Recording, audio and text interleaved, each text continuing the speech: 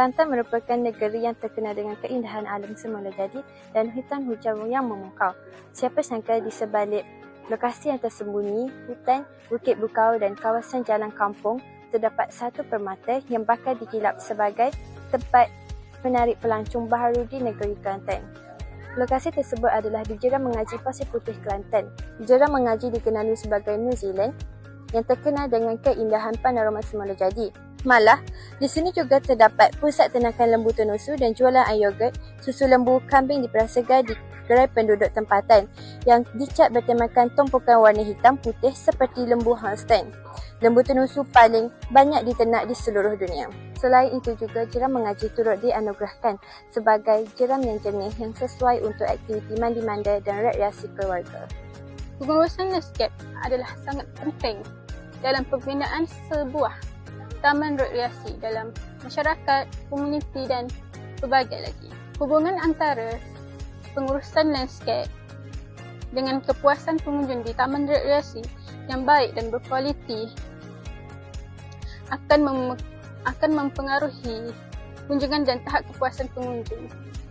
Selain itu, kemudahan rekreasi. Dengan adanya penyediaan kemudahan rekreasi, semua pengunjung dapat menggunakannya untuk melakukan aktiviti di sini.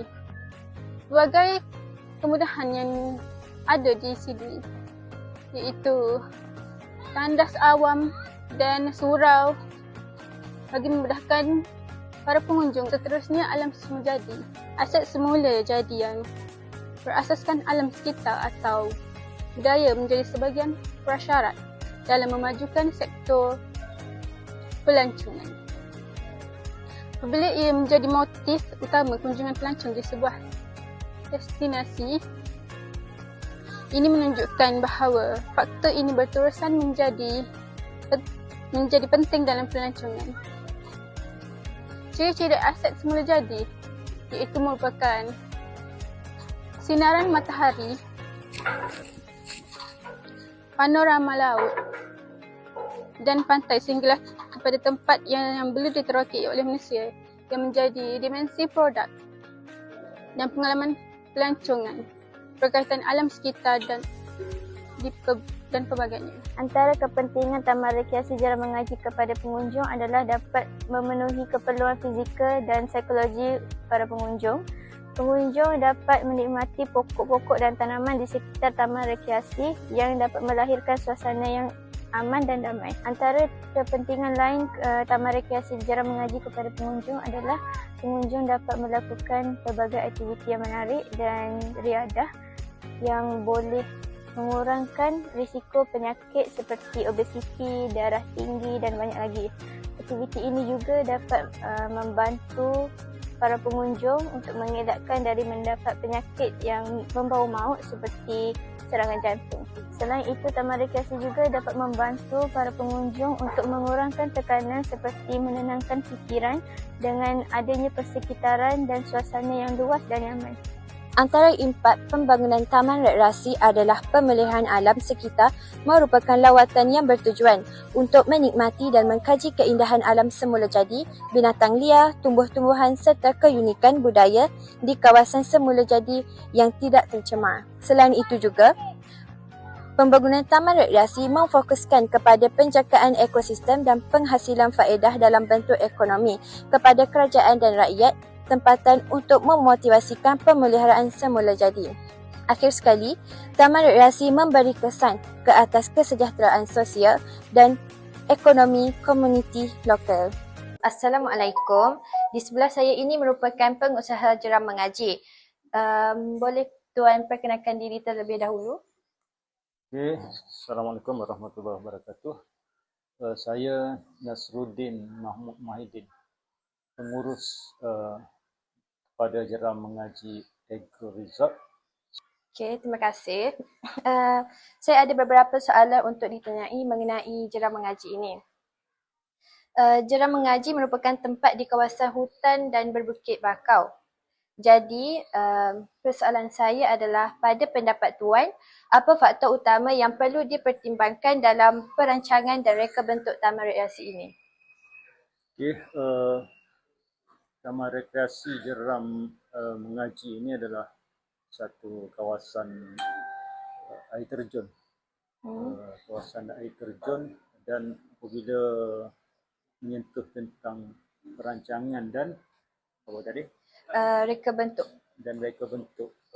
Rancangan dan reka bentuk tentu saja ia perlu berpandukan berdasar kepada ekologi, berdasar kepada keadaan setempat lah, kawasan yang mempunyai elemen air, yang ada batu dan sebagainya. Dan apabila kawasan air terjun ini juga perlu dilihat pada iklim, bagaimana iklim di waktu kemarau ataupun panas, dan juga waktu musim hujan. Faktor-faktor inilah yang perlu dilihat, dan juga sebagaimana yang sudah disebut tadi, kawasan berbukit. Selain itu, apa yang Tuan lihat sebagai kepentingan utama taman rekreasi ini dalam komuniti? Apabila menyebut komuniti, apakah kepentingan, tentu saja apabila kita katakan taman rekreasi, ia adalah satu kawasan tumpuan terutamanya untuk keluarga. Mereka membawa keluarga ataupun membawa pasangan masing-masing, ataupun membawa satu kumpulan komuniti NGO dan seumpamanya. Kawasan berbukit, kawasan hutan dan juga kawasan air ini sebagai tempat untuk mereka healing, bahasa ini, untuk mereka Lepaskan tekanan.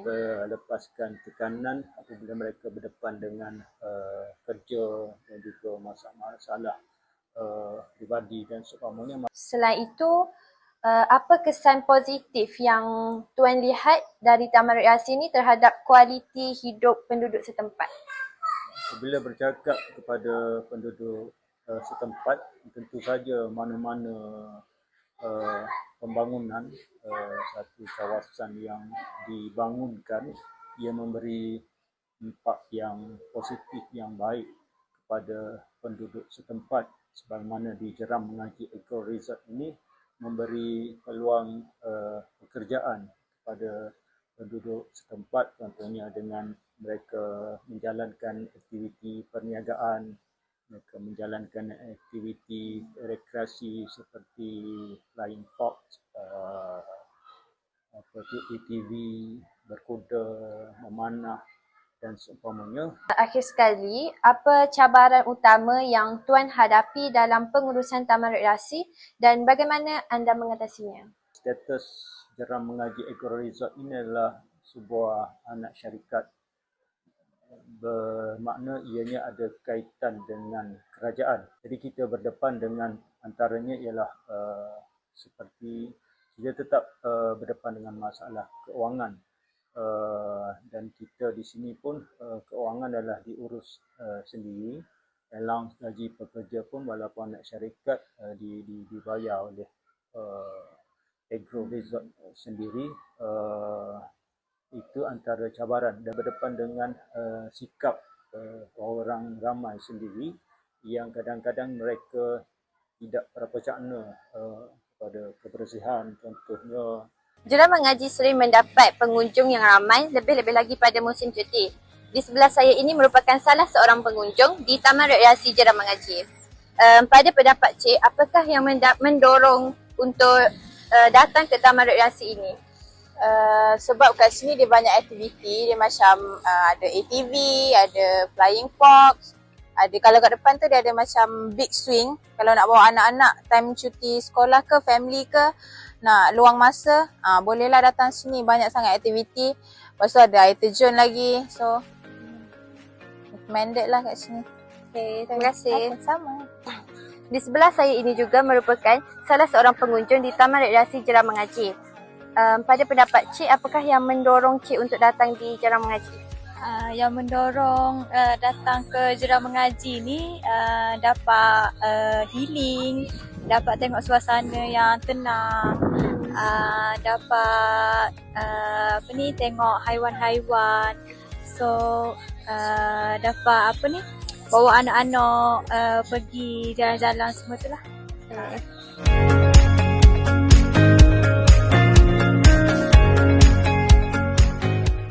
Sebagai kesimpulan, Taman Rekreasi memainkan peranan yang sangat penting dalam meningkatkan kualiti hidup masyarakat dengan menyediakan ruang untuk berehat, bersosial dan beraktiviti fizikal. Perancangan dan pembangunan taman rekreasi yang baik adalah kunci untuk mencipta ruang awam yang bermanfaat dan berdaya huni. Dengan pendekatan yang holistik dan perhatian terhadap faktor-faktor yang mempengaruhi, kita dapat memastikan bahawa taman rekreasi terus berfungsi sebagai sumber kebahagiaan dan kesejahteraan bagi semua lapisan masyarakat.